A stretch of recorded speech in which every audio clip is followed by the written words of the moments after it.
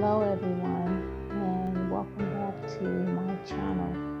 I wanted to talk to you now because where I'm at is probably 12:37 a.m. in the morning, and this is a prime example of a manic episode because I took my medicine at around 8 o'clock, and I had about 4 hours of rest, and I woke up in between the 4 hours of rest about maybe 4 times. So it's 4 hours of pocket rest in between, and now I am fully up. I woke up at 11 a.m. and my energy level is high. I'm high. I'm up and about, and my mind is racing, and I want to do things and go start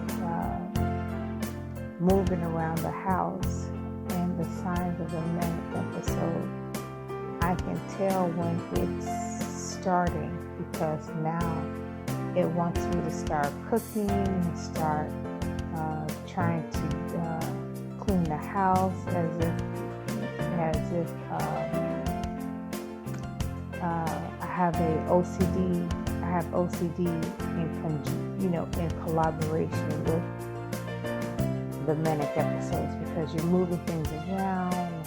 It's 12 a.m. in the morning, and the thing about manic episodes is you are weary.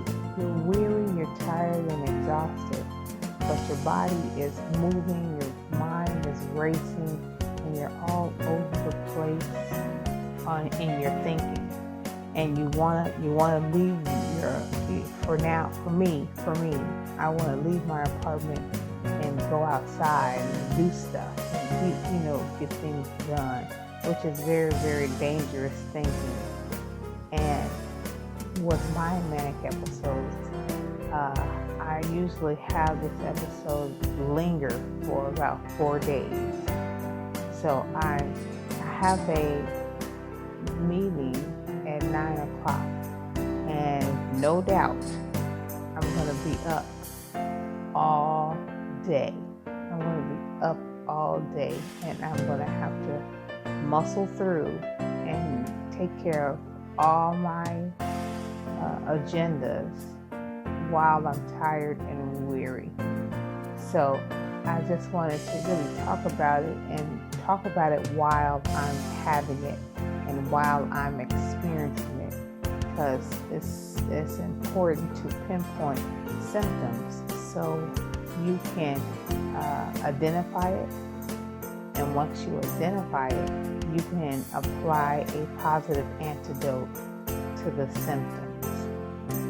And I've had manic episodes before, and sometimes they're longer, sometimes they're shorter, but I brace myself because once my manic episode dies down, I fall into the hands of deep depression symptoms. So I have to be careful because deep depression symptoms will have me in the house, will have me not taking care of my hygiene. I won't comb my hair. I won't clean. I won't do anything. I'll do the total opposite of what my manicness will motivate me to do. So this is thriving with mental illness. How do I thrive inside manicness? I apply, once I identify the symptoms, I apply an antidote to the symptoms. For instance, right now, my manic episode wants me to start eating. And right now it's probably 12:30 or 1 o'clock a.m. in the morning where I'm at. and it wants me to start eating, that's a bad decision. And we all know that, eating at this time of hour, that's unhealthy and makes you gain weight, and you don't want to do that. So instead of me eating, cooking and eating unhealthy, because I will probably order something like a pizza in the middle of the night, I would drink water, I would eat a banana, and that will satisfy that motion or that mood swing of trying to eat just because I'm high energy. And that's one of my positive antidotes to be applied to my manic symptoms. And it works for me. Now, for you, you have to do your self-assessment in order to figure out what works for you. Because each self-assessment is going to be personalized towards your symptoms. And we'll talk about that going forward, how your symptoms may be worse than mine or less than mine. And we are now doing homework because we're trying to figure out what those symptoms are towards the individual. So for me, eating the banana and drinking the water satisfies that symptom in me. And the next one, I'm so high energy, I want to go outside at 2 a.m. in the morning and walk. So instead of doing that, I will come up with a plan B. We talked about having a plan B in place regarding the symptoms. The plan B is I have a stationary bike that I would get on the stationary bike and I would ride the stationary bike until I deplete some of the energy and the high energy level that I'm feeling on the inside that will burn some of that energy. Now, normally for me, I will probably ride a bike for 30 minutes to an hour. And on the bike, I have a scenic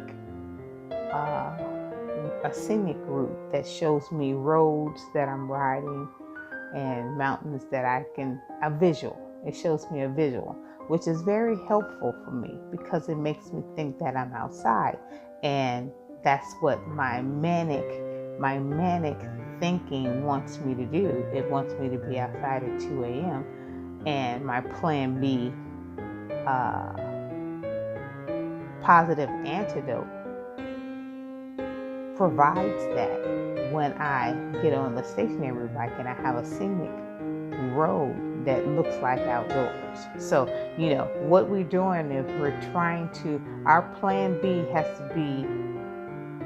has to satisfy that symptom.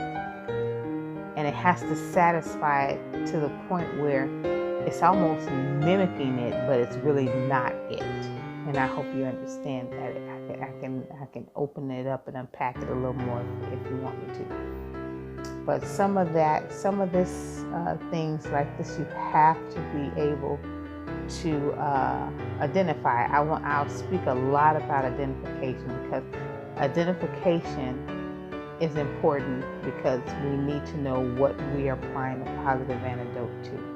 And some of the stuff you might have to respond as a reactive motion, reacting to it. I purchased, for an example, a very expensive camera because in my mind, on my manic episode, I wanted to be a professional camera editor. And I in my mind, I purchased the camera because I had prepared for a job as an editor, and I wanted to be prepared, and I wanted to have my own camera.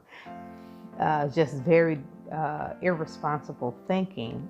And because I let that irresponsible thinking take control, I purchased a $3,000 camera.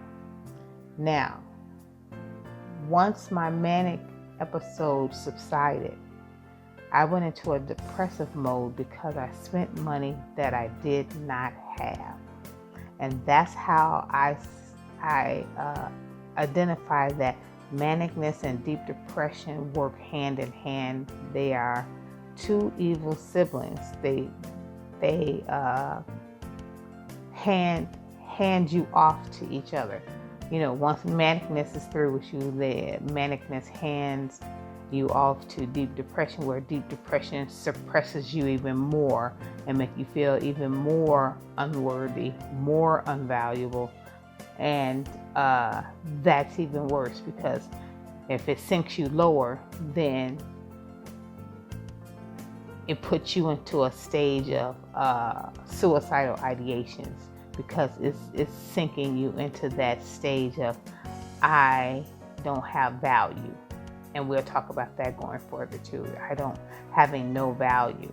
And in your mind is telling you you don't have value, and you're believing that. I want to turn that around.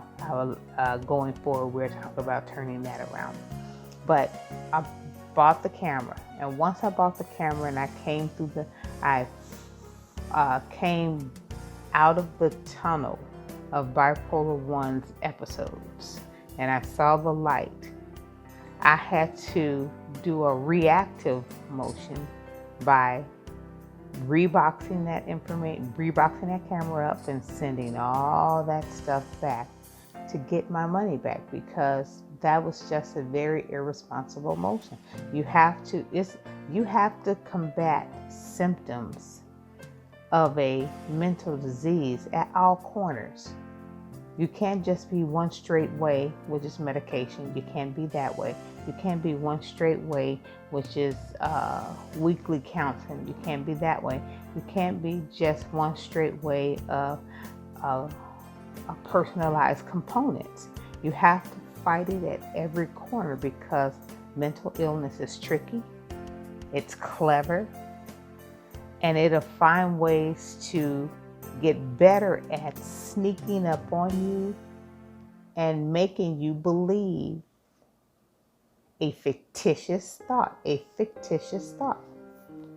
And once you start identifying, I'll talk about identifying, very, very, very, very important. Once you start identifying it through your self-assessment, you're going to be stronger mentally. You're going to have mental muscle.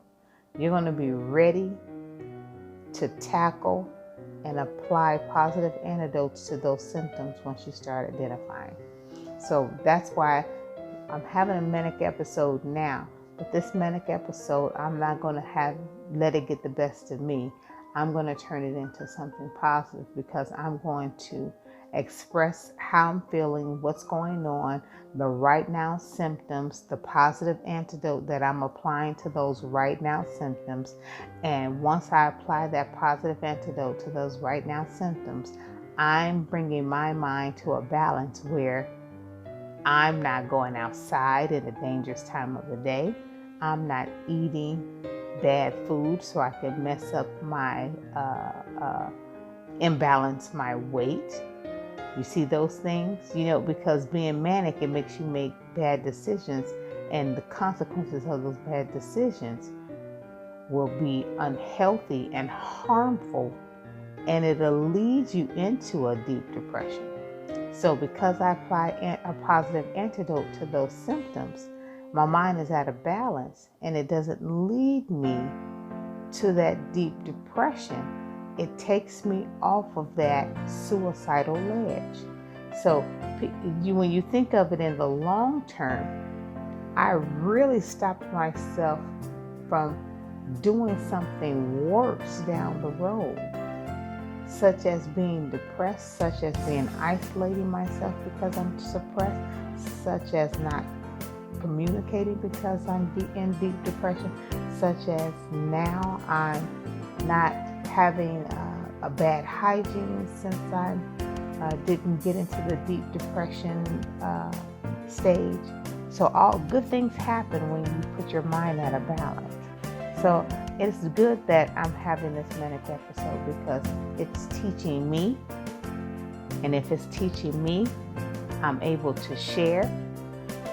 And if I'm able to share, it is going to teach others that we are now on a campaign to thriving with mental illness and bringing our mind to a balance by identifying those symptoms.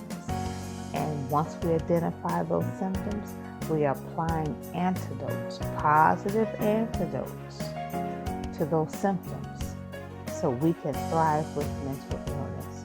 Thank you so much. Until next time, stay healthy.